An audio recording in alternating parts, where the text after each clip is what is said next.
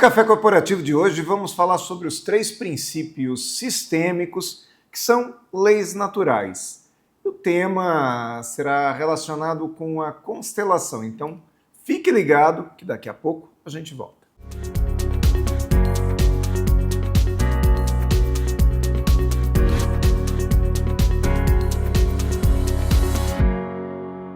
Café Corporativo, aqui no canal 25, hoje falando com o Eduardo Sakai. Seja bem-vindo ao Café Corporativo, ao canal 25, Eduardo. Muito obrigado, Guinaldo. Eu que agradeço a oportunidade. É um prazer estar aqui e poder contribuir um pouco com desse conhecimento que é super importante para todos, tanto na família quanto na empresa. Muito bom. O Eduardo Sakai ele é engenheiro mecânico, ele é administrador de empresas, mentor organizacional sistêmico, com formações em PNL, constelação sistêmica, bom, em diversas outras coisas também, que se eu for falar aqui vai tempão, né? E hoje nós vamos falar sobre os 3 princípios sistêmicos que nós estávamos conversando um pouquinho antes aqui e você me conta que também são leis naturais. Então vamos começar entendendo quais são esses princípios sistêmicos, Eduardo. Ótimo. Antes de falar dos princípios, entender o que é uma lei natural. Uma lei natural, ela não precisa de fiscalização para se fazer cumprir. Ela é autorregulável, ela é autoajustável. Ela vai acontecer independente da gente fazer acontecer. Ela vai cobrar a negligência dessa lei. Se essa lei for desrespeitada ou negligenciada, ela vai cobrar por isso. Diferente da lei criada pelo homem, por exemplo, a lei de trânsito. Se eu passar 100 por hora numa via de 50 km por hora com limite, se não tiver um radar ou não tiver um policial, eu não vou ser multado. Mas a lei natural não, ela vai sempre atuar por igual em todos os sistemas. Uma lei natural que todo mundo conhece, muita gente talvez até não entenda como ela funciona, é a lei da gravidade. Antes de Newton e depois de Newton, ela continua igual. Ela já existia, ele só descobriu, né? Ele só percebeu, deu o nome, calculou uma fórmula, uma constante, mas ela atua de forma amoral. Ela não é moral, ela não segue a moral e os bons costumes. Então, se uma criança de 10 anos sair pela janela do 14º andar, a lei da gravidade não vai falar, não, coitado, ele é inocente, vou empurrar ele de volta. Ele vai descer como qualquer objeto, qualquer corpo, qualquer massa, vai despencar até encontrar um anteparo.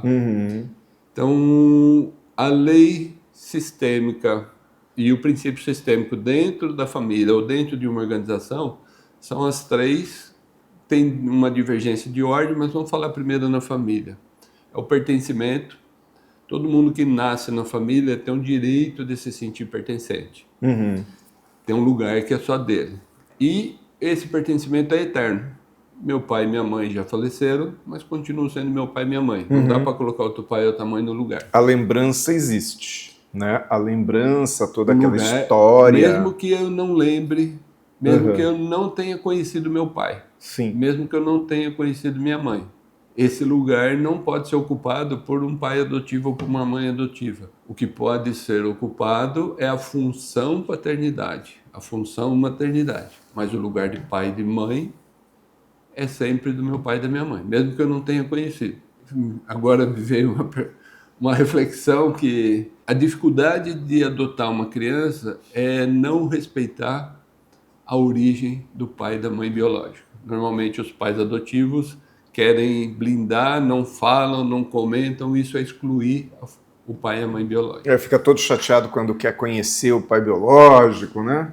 E um filho adotivo, para ter sucesso, tanto do pai e da mãe que adotou na educação e ter sucesso para a vida, ele tem que ter os 4 pais.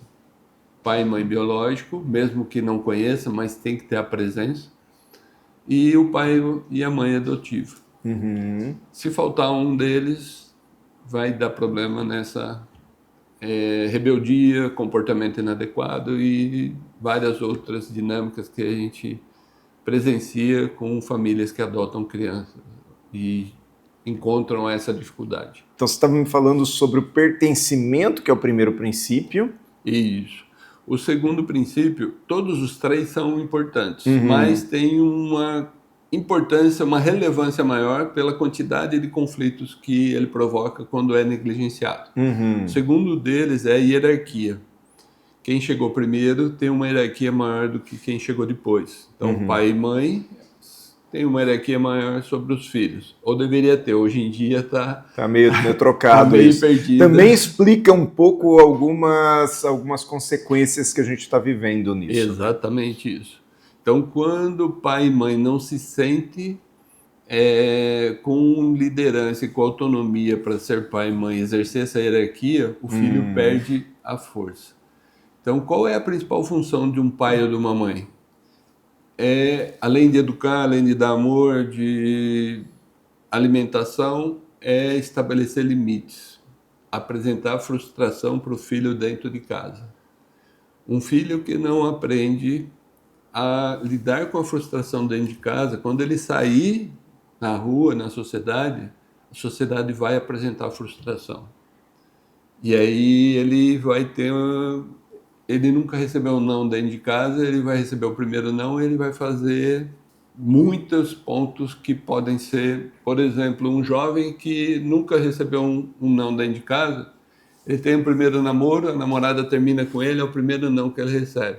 Ou ele se mata ou ele mata a namorada. Não aceita, né? Não aceita, não, ele não sabe lidar com a frustração. Sim. Então, voltando a falar da hierarquia, perceber que quem chegou primeiro tem prioridade sobre quem chegou depois. Isso depois vai valer lá na empresa. Também. Tá. Mas vamos continuar aqui nesses 3 princípios. Então nós falamos a respeito do pertencimento, agora da hierarquia, né? Isso. E qual que é o terceiro? É o equilíbrio de troca. O equilíbrio entre o dar e o receber. O que eu dou e o que eu recebo. Então, numa relação entre iguais, de mesmo nível hierárquico, tem que haver um equilíbrio de troca. Eu faço um favor para alguém, eu tenho que estar aberto para receber quando essa pessoa puder retribuir. Que normalmente, numa pessoa emocionalmente saudável, ele vai retribuir de alguma maneira. Não precisa ser na mesma moeda. E esse equilíbrio de troca, fico imaginando eu, que vai chegar um determinado momento que uma pessoa oferece muito e não tem nada em troca, essa que oferece muito vai se sentir lesada, é isso? Normalmente acontece o contrário. O contrário? Isso. Quem recebe muito se sente com a dignidade afetada. Fica pesado. Então, se eu faço um favor para o Aguinaldo, eu fico com a consciência leve e o Aguinaldo vai ficar com a consciência pesada. Eu fico como grande e você fica como pequeno. Se você tem a oportunidade de retribuir esse favor e eu aceito, a gente volta a ficar igual, no mesmo nível.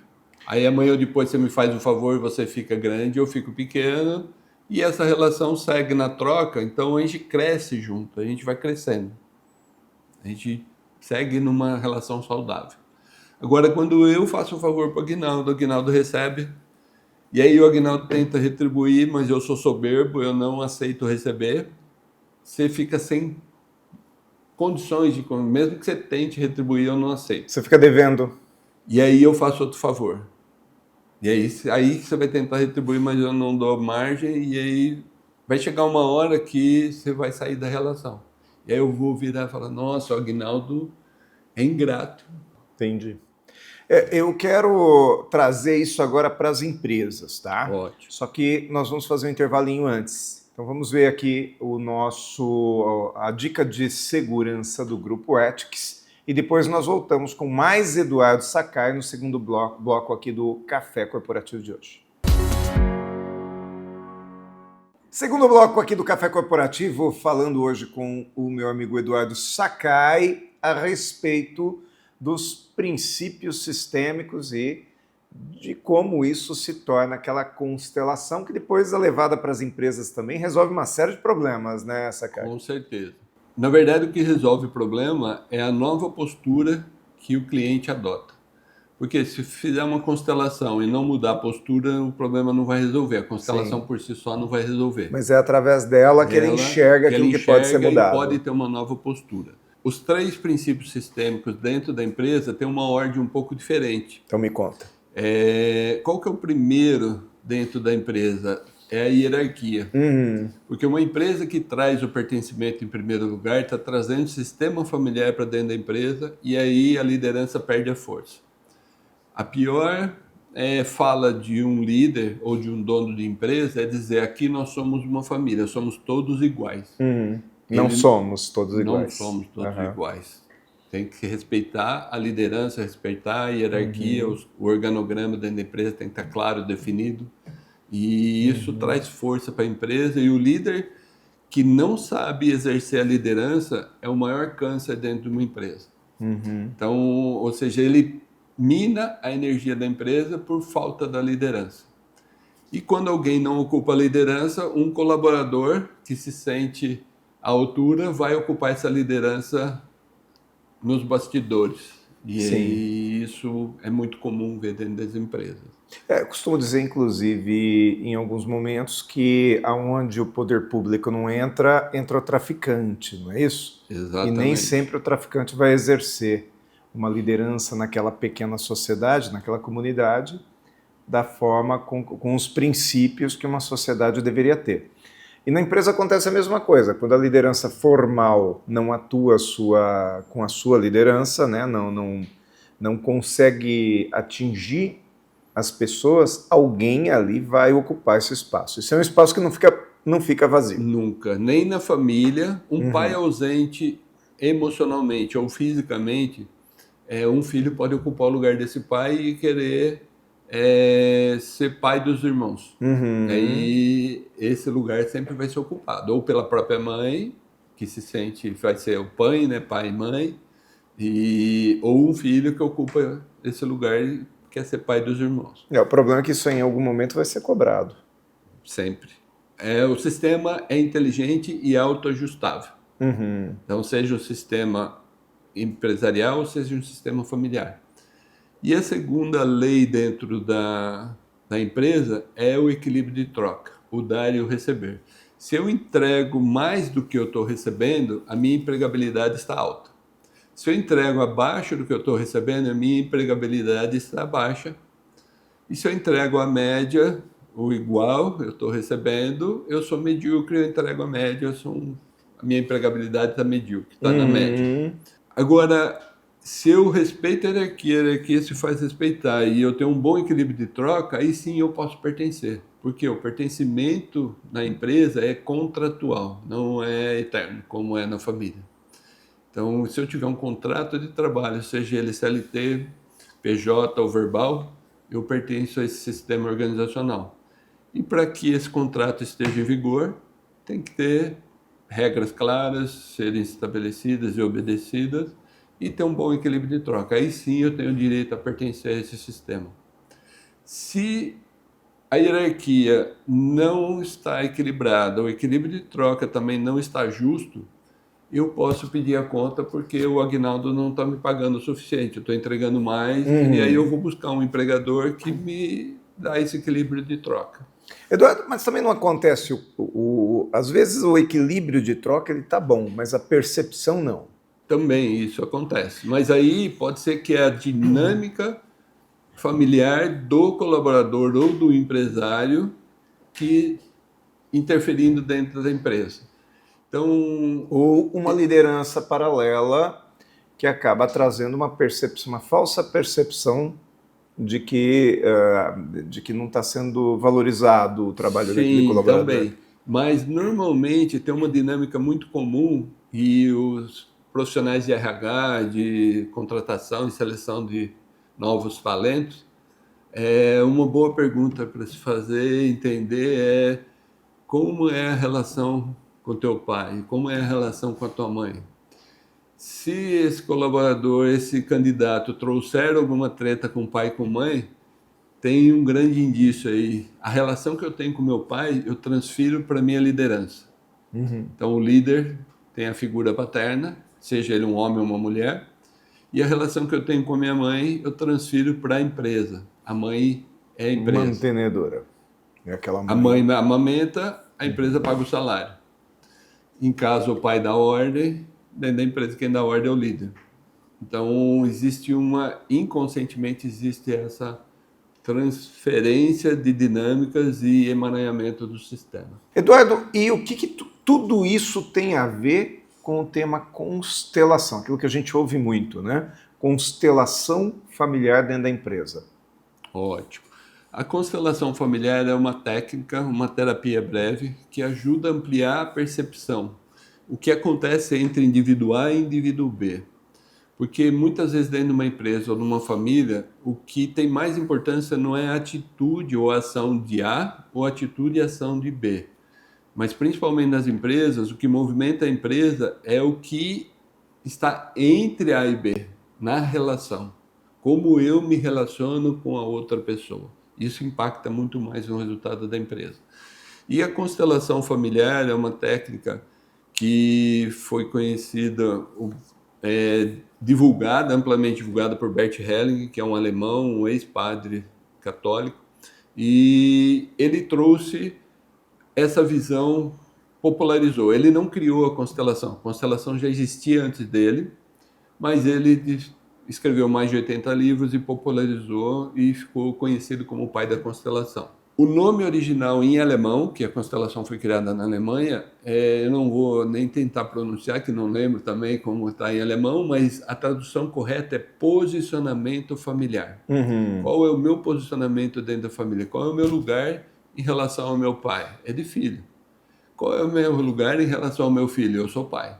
Então, entender que nós temos vários posicionamentos e eu preciso respeitar esse posicionamento. E que isso depois pode ser trazido para a empresa. Isso. Então, a constelação familiar tem muita gente ainda que não conhece, leva para esse lado esotérico e levam até para o espiritismo, que não tem nada a ver com o espiritismo, com a espiritualidade. A espiritualidade faz parte do sistema, mas não precisa de uma habilidade mediúnica para participar de uma constelação. E essa constelação permite ampliar a percepção, aquilo que eu não vejo nas relações. Então, mas eu vejo de fora.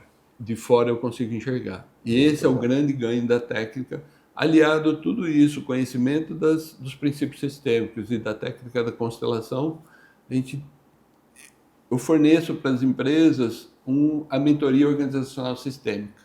Entendi. Treinar um empresário, ter essa visão, ampliar essa percepção. E isso, quando ele já investiu em técnica, em processos, está tudo treinamento e mesmo assim o resultado desejado a coisa não vai. Aparece, tem algo aí que precisa ser visto. Tá certo. E a constelação pode ajudar. Eduardo Sakai, muito bom ter recebido você aqui, então, para a gente falar sobre esse tema tão interessante. Já deixa aqui também seu @ do Instagram e espero que nós possamos, num futuro breve, voltar a conversar contigo para falar um pouco mais a respeito desses detalhes do posicionamento sistêmico de cada pessoa dentro da família ou dentro de uma organização. Muito obrigado por ter vindo, viu? Eu que agradeço a oportunidade, Aguinaldo, foi um prazer estar aqui, poder compartilhar e com certeza será um prazer retornar também numa próxima oportunidade. Muito bom, o Café Corporativo volta daqui a pouco, no último bloco nosso. Mais cafeína no nosso Café Corporativo de hoje. Falando agora com o Sakai, eu me lembrei de um conceito que eu aprendi ao longo dos anos, também liderando empresas, e percebendo que muitas vezes a gente erra por querer acertar. E é muito comum, num momento de recrutamento, de seleção, de absorção de novos colaboradores dentro da empresa, principalmente aqueles que são bem jovens, a gente olhar para uma pessoa e perceber muito potencial nessa pessoa. E é muito comum, ao perceber potencial, querendo incentivar essa pessoa que tem aí um futuro brilhante, que os nossos olhos já experientes de liderança percebem que é uma pessoa que tem esse futuro brilhante, ou que poderia ter, a gente falar isso para a pessoa: olha, você é bom, você é talentoso, você é isso, você é aquilo, você tem futuro pela frente. E a gente acaba dando, naquele momento, a recompensa para essa pessoa, para aquilo que ela já precisava. É muito importante que as pessoas sejam valorizadas pelos seus méritos, pelos seus resultados, por aquilo que elas entregam, principalmente os mais jovens. Eles precisam entender que o mercado não paga você pelo potencial, o mercado te paga por aquilo que você definitivamente entrega de valor. E só uma foto bonita, só uma camisa 10 não entrega tanto. O que entrega é bola na rede. Então nós precisamos deixar as pessoas terem os seus resultados. Café Corporativo fica por aqui com essa orientação, com essa magnífica entrevista aqui do Eduardo Sakai e volta na próxima semana com outros temas também que são relevantes para o mundo corporativo, porque o Café Corporativo é essa universidade em sua tela.